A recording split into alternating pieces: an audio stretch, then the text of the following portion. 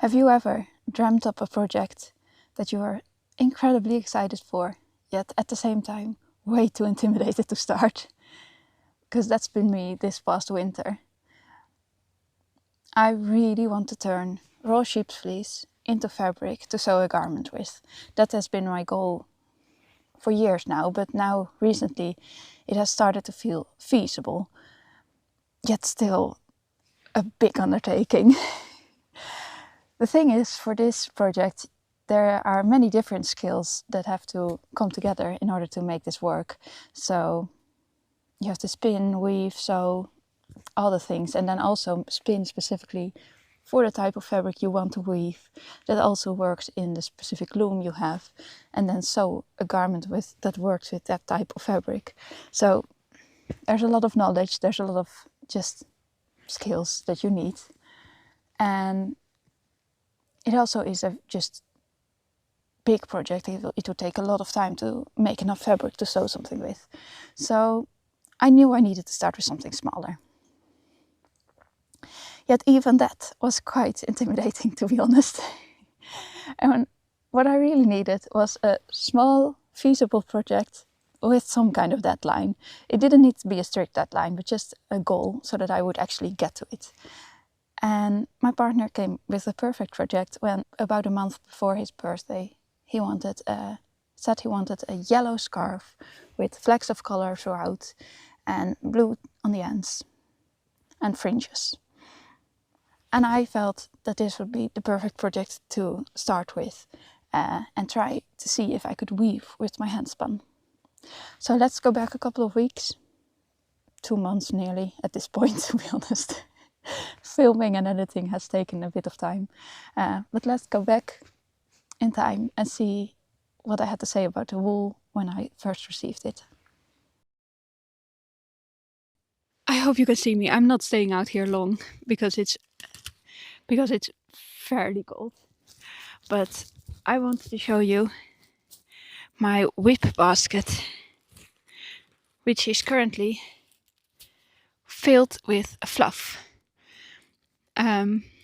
So I think somewhere through last week I got this fluff I ordered for the project for my partner, which he requested, which never happened, so I have to make it work. And overall I'm very happy with the colors. They did look a bit different than I expected when I saw them on the screen, but that's just to be expected.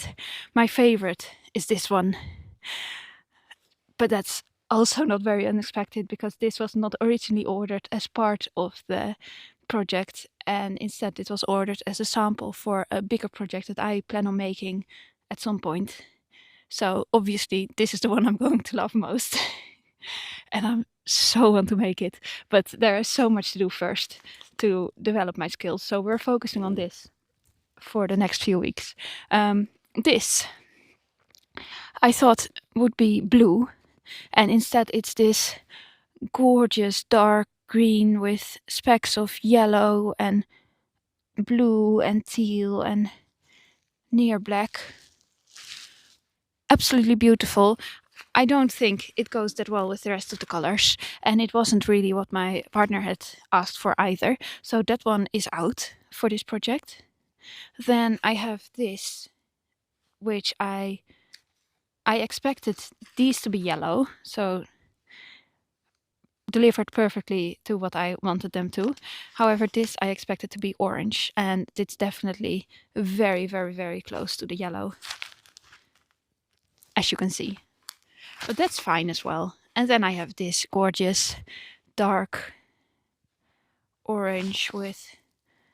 This is also one of those heathered ones with darker colors mixed in, though it's not as pronounced or obvious as the blue one. So I started spinning, except I didn't really start spinning. I started getting nervous and overthinking. So I felt it would be probably a good idea to start with a sample.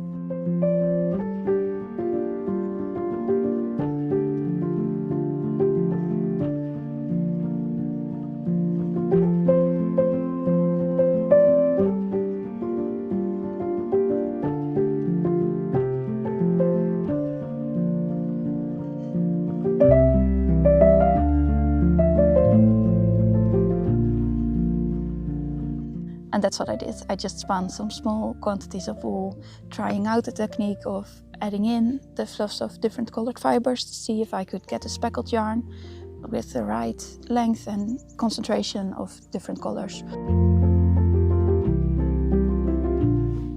So, what was my specific plan? I had obviously watched quite a bit of YouTube videos on this process, and one of the videos I'd stumbled across was Gillian Eve's video where she made a scarf out of singles. One spun Z twist and one spun S twist. And I really wanted to try it. Originally, I didn't want to start out with a project where I would use a singles for warp, because I thought it might be better to start with making things a bit easier for myself instead of more difficult.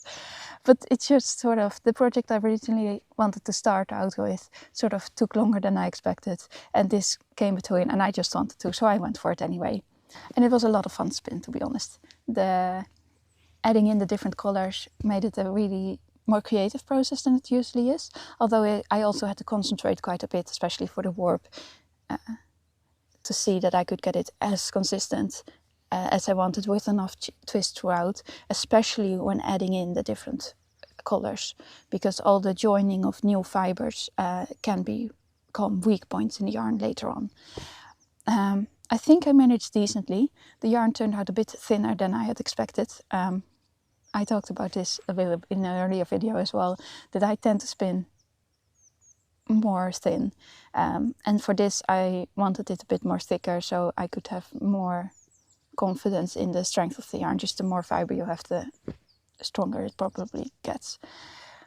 And then I started finishing it the way Evie did in her video, and she finished it quite hard. So she went from hot water to cold water to hot water, massaging it throughout and felting the yarn slightly or fooling it, so that you trap the fibers and the yarn becomes stronger, which is what I did as well. It went absolutely fine. There was not a problem at all. I didn't have the yarn become one felted ball, which I was a bit worried about originally. Felting it really takes a lot more work than I sometimes fear. As long as you're doing it by hand, you can see what happens, and it went fine for me. Then I thwacked the yarn, or I hit it against a hard object. I didn't film that part, but I'll put in something I filmed previously so you can at least see what I mean with it. That's what she did in her video.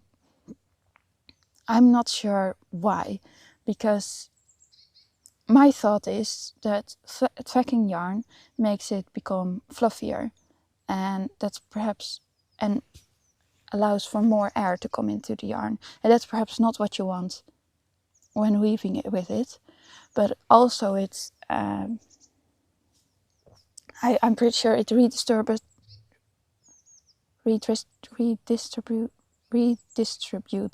the twist throughout the yarn, and that is something you want. So I just followed her video. I would be interested in trying it without thwacking, see if there's a difference there. I might just have to spin up some samples and see what it does to the yarn for myself, because I couldn't find that much information about it online. But for this, I just trusted her. She is way more knowledgeable than I am, so I just went for it. And that was the finished yarn. The next thing I attempted was to try and see if I could make a sample of the weaving, to see if the yarn would look the way I wanted it to look. Because being new to weaving as well, I wasn't sure if I had spun the yarn, that would result in the look I wanted. It really was quite difficult. I had a very specific end result in mind, but I wasn't sure at all how to get there. So I dug out this thing, which can be used for mending. And in my head, this would make like a really nice weaving sample, so I could see what it would look like. Hang on. So,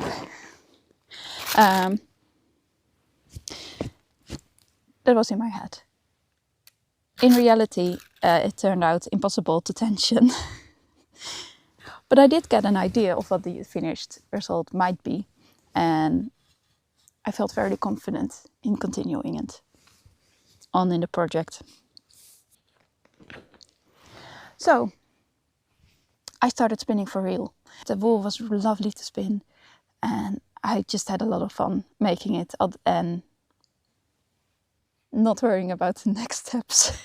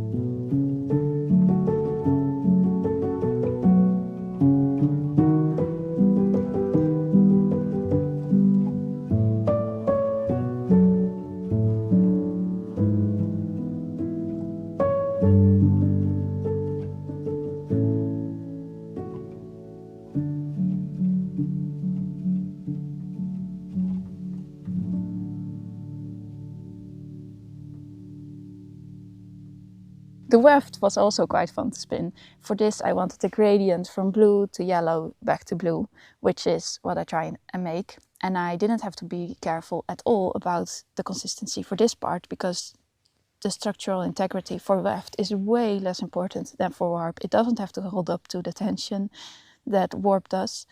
It doesn't have to withstand abrasion the way the warp does. And if it breaks, it's basically not a problem at all, because you just feed in a new. Whereas if a warp thread breaks, I really wasn't sure how to fix it. So that was also quite a lot of fun. It went a lot quicker as well, because not having to focus and having to stop and add in the different fluffs of fiber, it made it basically twice as quick to spin. So yeah, in about a week and a half, I had finished the yarn that I'd need for the project, I thought. I have now finished the 2 bobbins that I was planning on spinning for this project. As you can see, this one has a gradient towards blue, because I wanted to have the shawl sort of, for the weft, I wanted the shawl to start with a bit of blue and then move towards orange and yellow and then back to blue on the end again. And the warp, on the other hand, has speckles of both dark orange and blue throughout, which I hope will make for an interesting color scheme and texture. No clue what this will look like. It's very fun. All of this has been very fun to do. And I now have 1 week left before the sort of self-imposed deadline of wanting to get this done for the birthday of my partner. I've no clue if I'm gonna make it. I think I might, but yeah, we'll see. There's no real pressure to get this done. It's certainly not from him. It's all me. It just would be so wonderful, such wonderful timing if it does happen to be done before that. So today I have about 3 hours left before I have to head into work. And what I was hoping to do in those 3 hours was unwind the bobbins into skeins, and then wash and finish the skeins so that I can hang them out to dry, and then possibly get to weaving tomorrow, because tomorrow I get to stay home all day. So who knows, who knows. I'm so inspired to continue on this journey and to make other things, but I need to get on with this one first.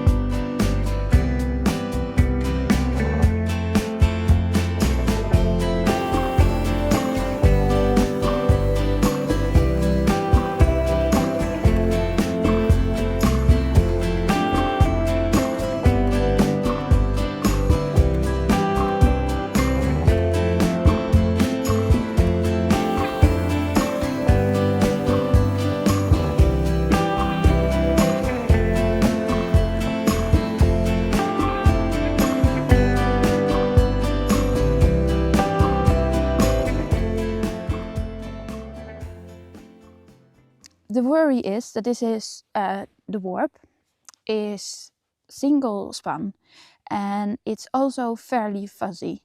And what worries me is that the fuzziness might get caught on the loom that I'm going to weave it in, or through the abrasion sort of fuzz up even more, and then possibly that a warp thread might break. So I've been looking on the internet to see if there are any solutions to that, and what I came up with is something called sizing liquid, in which you wash the yarn so that it gets coated, all the strands get coated with a liquid that sort of smooths out the yarn. And then later on, once you finish the weaving, you wash that away again to get a nice fuzzy and soft yarn. And the most clear recipe I found was using gelatin to coat all the strands. And then that's going to help the yarn withstand the abrasion of the loom. So that is what I'm going to try to do. That is not something Ginny and Evie, I'm not sure, that's not something that she did in her video. But I am going to do that because I'm not as sure about my spinning skills as she undoubtedly is of hers.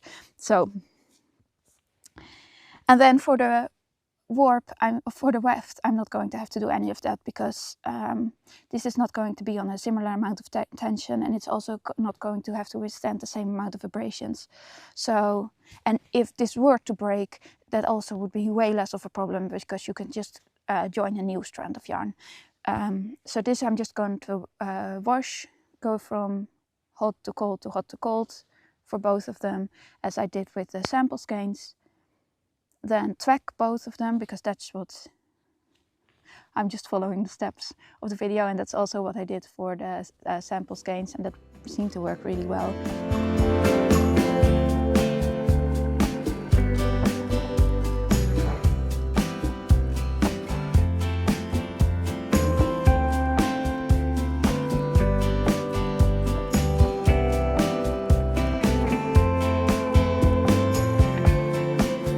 And then I'm going to dry this one, and then I'm going to wash this one, sort of dip it in the gelatin water solution, and then hang this on to dry as well.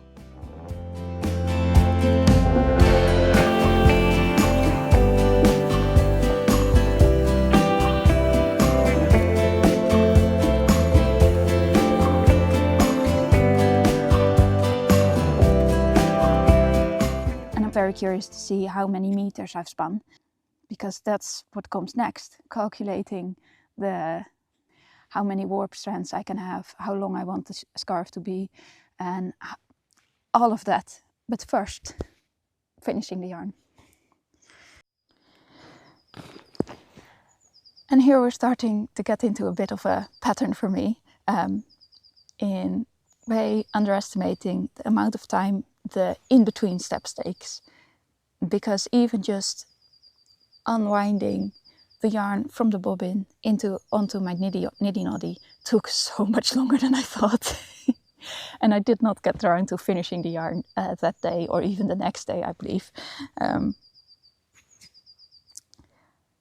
But I eventually got to it. I used the wet yarn from just having finished it to have into my gelatin solution, and then I hung it out to dry, waited. Make sure you have a bucket underneath it, because the drips that come out of it are very much gelatin mixed with water, and it's a mess otherwise. You need a bucket underneath it to catch the drips. And then I had yarn, and I could attempt to start weaving with it. Or at least after it had dried, I had yarn that I could attempt to start weaving with. It took a lot of time to dry, which, if you don't have a fire going day round, I'm not sure how you might manage it through winter. In the summer, you can perhaps just hang it out in the sun and it goes a bit quicker. But it took a long time. So I definitely needed patience for that. But eventually, I could start warping up the yarn. I don't have a fancy warping board.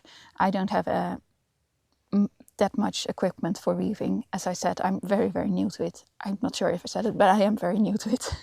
This was my third ever weaving project. But I do have chairs and a table, so I just used that and it worked fine. And I worked up the yarn, and then I attempted to get the yarn on the loom.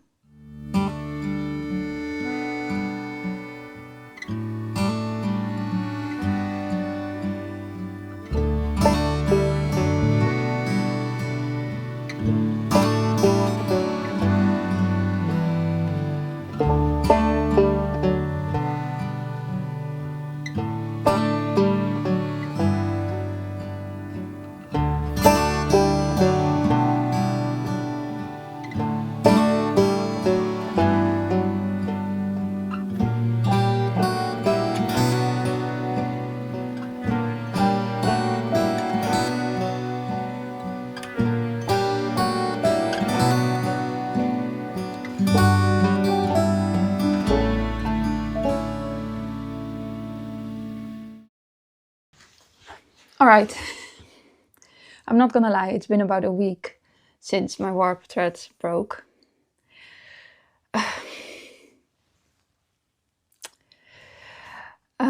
So the deadline is come and gone. But I'm definitely not ready to give up on this project. So I've thought about it a bit, and I'm pretty sure that I know. Hey! I've thought about it a bit, and I'm pretty sure that I know what's gone wrong. While trying to get the cross to move further towards the back of the warp threads, the yarn fuzzed up a lot because of the abrasion, which means that my sizing liquid did not do its job. I already felt that it was a bit more fuzzy than I'd hoped for it to be. We get a bit of help from our cats. Oh, nee. Hey, wat doen we?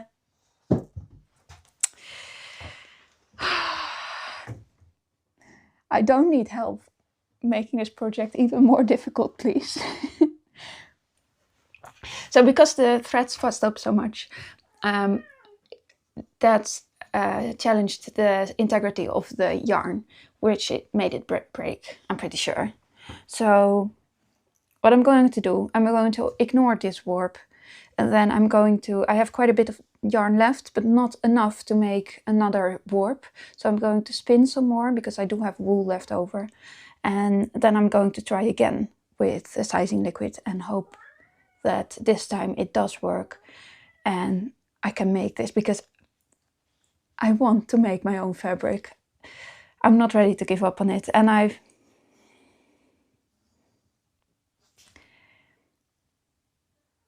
I knew in a way that it would not be smooth sailing. This is an entirely new craft, an entirely new skill to acquire. So these kind of things are just part of it, despite how disappointing it is. And then hopefully the new yarn will work out, and then I can come up with a way to use this one as well at some point, because I did spend quite a lot of time. Here, maybe you can see there's just balls of fuzz coming up with it. And over time, that's just gonna make the yarn too weak at points. So, let's try again.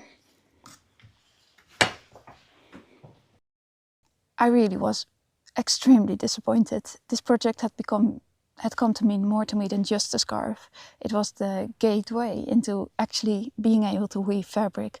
It felt like I was doing it, that I was finishing this, that I was actually making the thing that I had wanted to make for years, but had always been too intimidated to start. And then it having go wrong, and in a way that I wasn't sure if I could fix. It crushed me for a bit, to be honest. Normally, these crafting projects don't get to me as much, because I know that things going wrong is part of the process and you just have to work through it. And I also normally don't take it as seriously, but this really got to me, just because it meant sort of being able to make an entire new kind of thing that I'd really, really wanted to be able to make. But I came up with a plan to try and fix this. So the first thing I had to do was spin some new warp, which I did. I made a slight miscalculation there, because I weighed the yarn that I had left over, and then compared that to the weight of the yarn before finishing it, and determined that to see how much yarn I'd used for the original warp and how much I would need to spin extra. And then I spun a bit more, because you always want a bit more. Except that I hadn't thought about the fact that I had added gelatin to it, which made it heavier. So I ended up with just enough, but we'll get to that a bit later.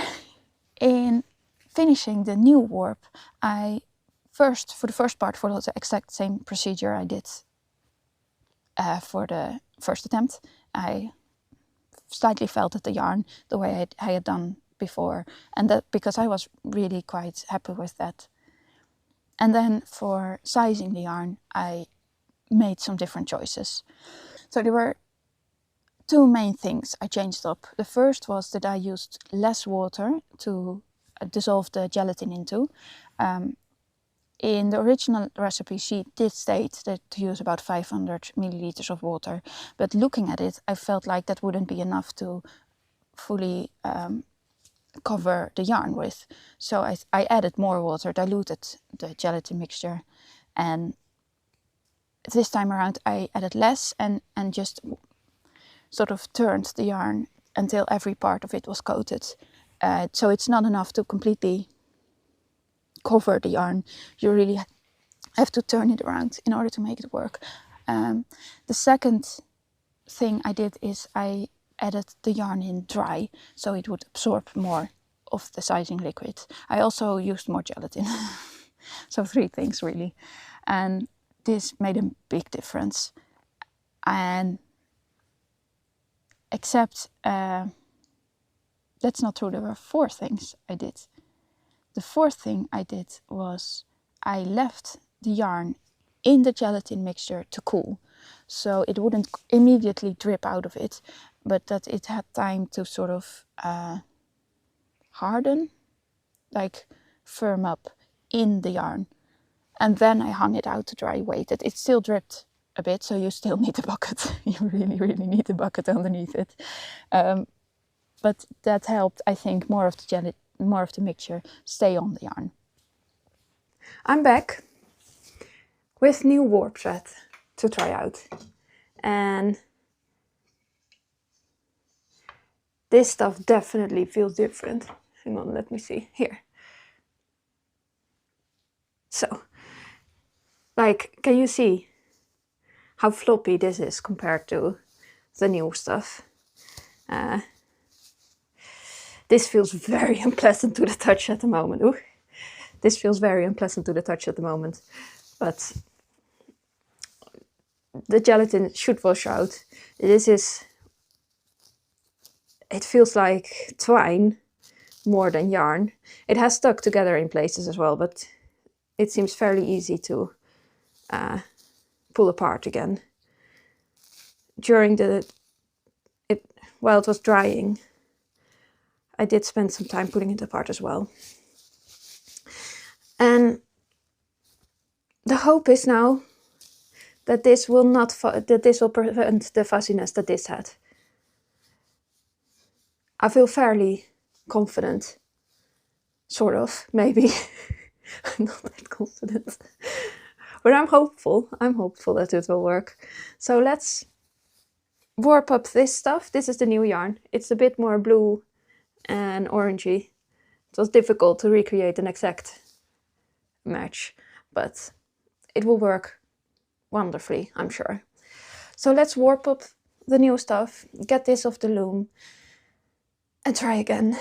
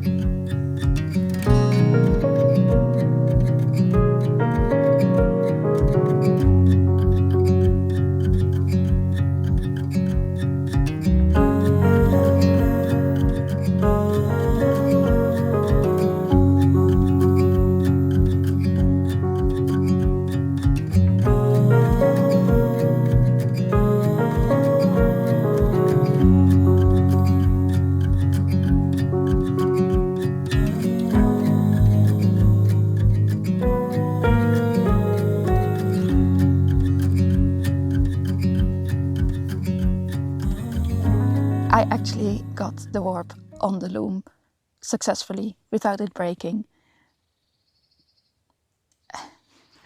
The disappointment from previously really made this even more exciting. Then I had to, of course, thread all the heddles, which is quite tedious, and it took a long time, and my excitement sort of mellowed out and I regulated a bit again. But I don't mind those kind of tasks. I find them quite soothing and calming, and as long as it's not sort of intense on the like strenuous or complicated, it really isn't. It's just you have to do the same thing over and over again for quite a long time.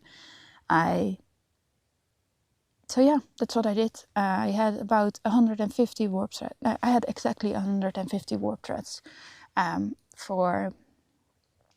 aim was for about 15 threads per inch, 2.5 centimeters for a total of 25 centimeters piece of fabric was what I calculated would work fine, because the finished yarn, I'll put on the stats somewhere on the screen, I believe ended up being about 30 reps per inch in thickness. I'd read online that about half of that would be good for weaving with, and then also my reed, I'm pretty sure it's called reed in English, had also exactly 15 slits per 2.5 centimeters per inch. So that all worked out nicely, and I thought that's what I went for it. Originally I was a bit worried that this would be too open, not dense enough for the warp threads, but it ended up fine. Pretty much exactly how I'd hoped it would, basically.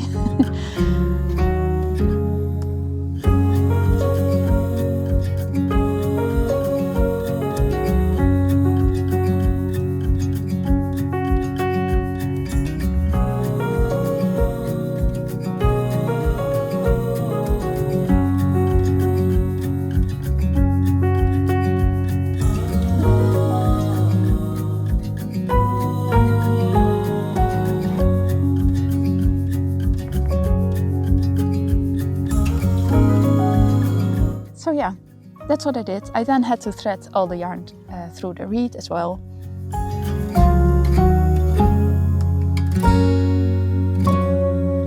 Tie the yarn on the front beam.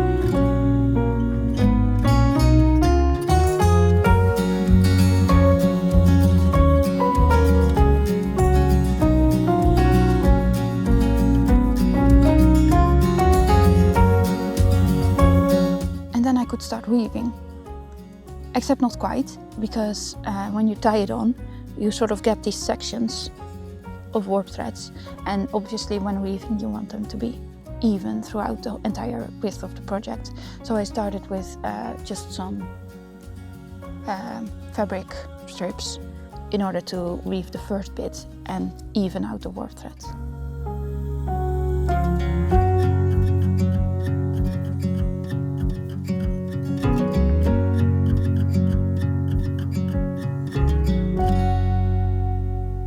While doing that, I discovered I'd made a mistake, so let's fast forward to me fixing that mistake. In threading, I had crossed over 2 of the warp threads, so they were crossed behind the reed.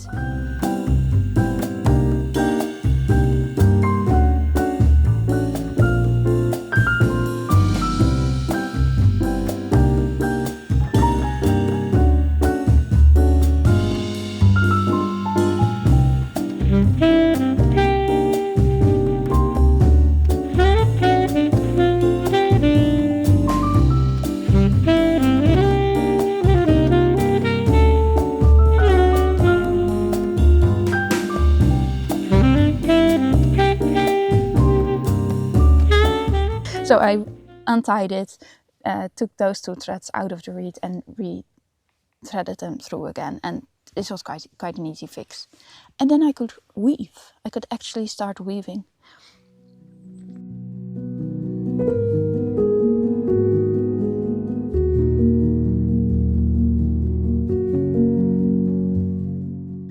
The next part was just a lot of fun. It was so fun to see the fabric come together, to see my gradient work out. I hem-stitched the edge, the beginning edge, so to make sure that the threads wouldn't, the whole weave wouldn't lose immediately upon cutting it once it was done. And then I just got to weaving. Weaving is a lot quicker than I thought it would be. Compared to knitting, it goes by quite fast. I did have some warp threads break, which was slightly disappointing, not entirely unexpected. It really was quite thin yarn, and I probably did not end up adding enough twist to it, and it was not consistent enough, I think. Just a nice combination of these two made some warp threads break, but in the end it only ended up being like maybe 6 threads that broke, and it was really it wasn't that difficult to fix once I had the loom actually warped up. So yeah, that's me weaving.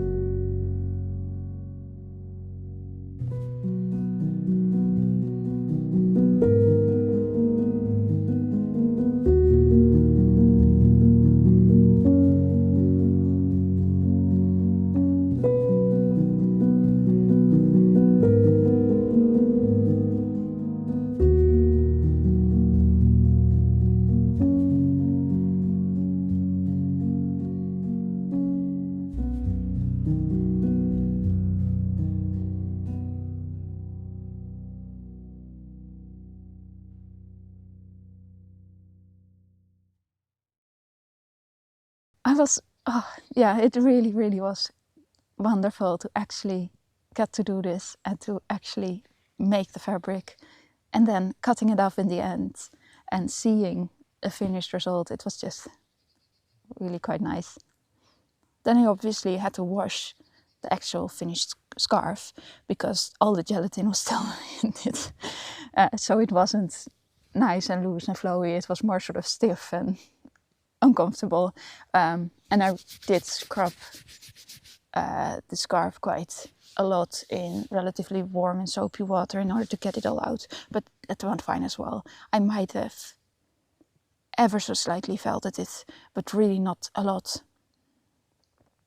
And the finished result is exactly what I'd hoped for, basically. That's it.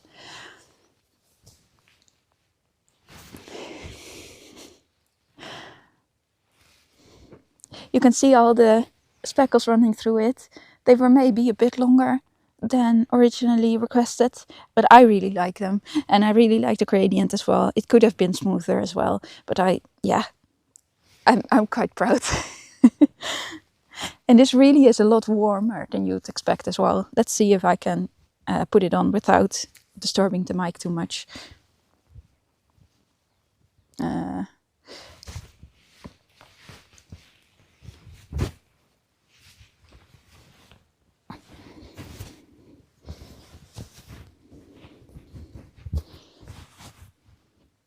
Yellow is not my color at all. I don't really like yellow, but this makes me happy anyway.